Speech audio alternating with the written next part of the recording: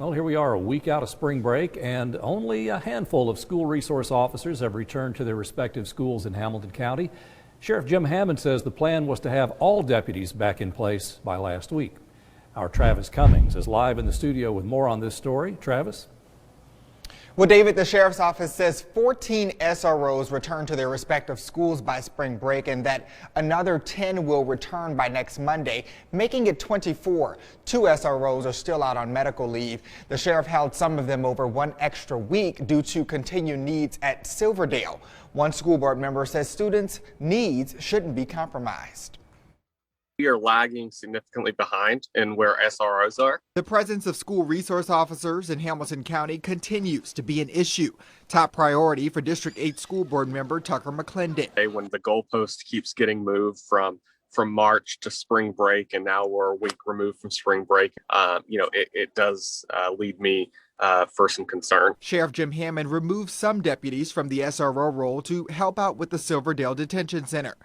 His office telling Channel 3 Friday that 10 of them stayed an extra week to help out with operations and that 24 total would be back in place on Monday.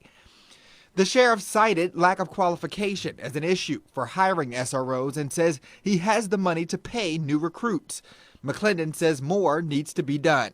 We are way behind, Knoxville, Nashville, and Memphis, and even Murfreesboro in providing SROs and school security officers to our school buildings. I think all 4 of those are at 100% coverage. For him, with tragic events happening far and near, it creates even more of a sense of urgency. It's something that was always in the back of my mind going through high school and whatnot.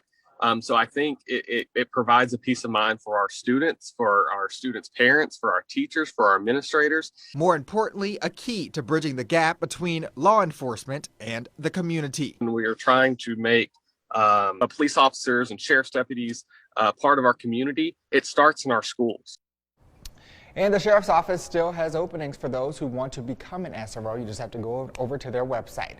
In the studio, Travis Cummings, Channel 3 Eyewitness News.